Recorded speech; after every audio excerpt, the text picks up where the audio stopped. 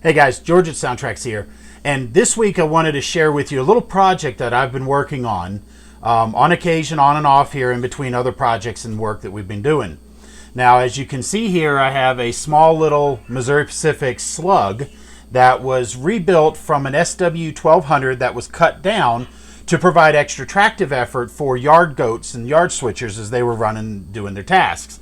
Now, in this particular model, this body is an original Athearn SW7 body, and the walkways are the original Athearn, but the body shell was a cast resin kit that I found online several years ago. Now, one of the things you'll notice is the fact that the low hood doesn't make much room for a traditional motor. So in this particular one, what I've used is one or two of these Stanton drives that are self-propelled, self-contained motors with gears and traction and track pickup on there. And this is self-contained. So what that does is that frees up the hole inside here for opening up for decoders, speakers, and of course weight for traction. So the question is, what sound would I put in this? Well, this is where we're going to have a little fun with this. In this Slug, there isn't a diesel engine, there's no compressor, there's no other sounds other than the traction motors. And you may get the sounds of the brakes because remember, this is tied into the locomotive, and so it would set the independent brakes on the trucks as well. Can you guess it? If any of you guessed electric decoders, you're right on the money. So what we've done on this particular decoder is we've taken the sounds of the pantograph, the compressor, and some of the other ambient sounds that you would hear with a traditional electric locomotive and silenced them. And of course, there's no horn or bell, so we've of course silenced those as well. But what we did is you do have the traction motors sounds that would play out of the Slug. You also have the independent and the automatic brakes. And this also has a place for sand to go on the front and the rear. So the sander lines would still be active on this. So function 21 will still play the sounds of the sanders. So with this gives us an opportunity to add sound and still take advantage of the independent and the automatic braking that you would get out of the mother unit.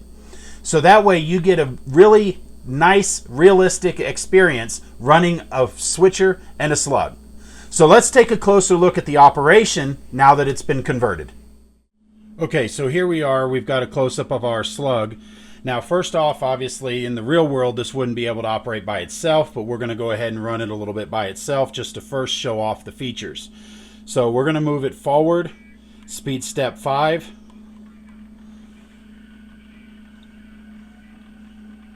And you can hear those traction motors kicking in.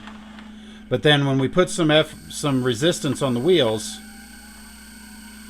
you can hear that traction motor really kicking in a little harder.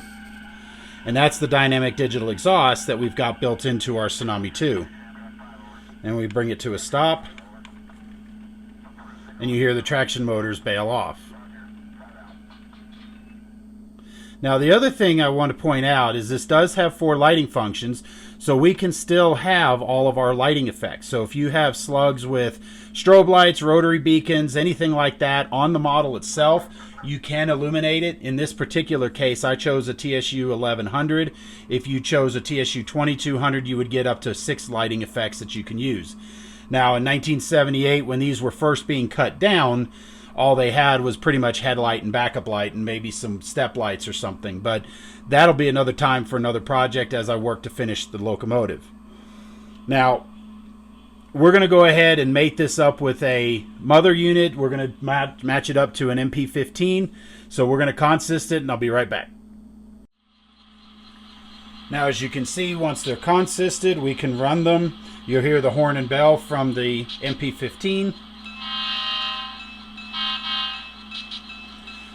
Now when I start to move the locomotive, we're going to jump to speed step 10. And you can see they're not moving because I've got my brakes set. We'll release the brakes. And you see the locomotives running together. We cut the throttle. Now we'll set our brakes. And you can see that they both work together in conjunction. Now in this case here, you can kind of see that I've got the backup light on this one and on this guy.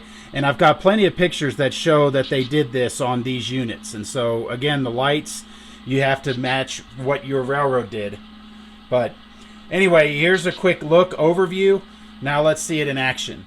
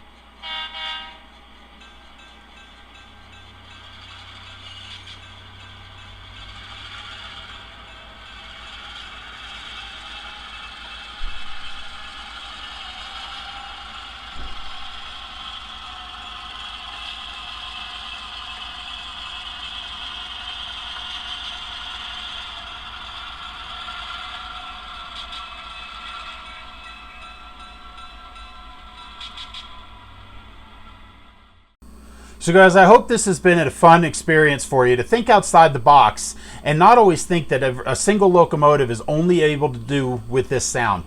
I mean, in many cases, you'd want to think that probably a non-sound decoder in this, but this gives you much more fun and again, adds to the realism as we've seen in the example before. So guys, thanks a lot for watching. If you have any questions, please feel free to email us at support@soundtraxx.com and we'll be happy to help answer any of your questions that you may have at any time.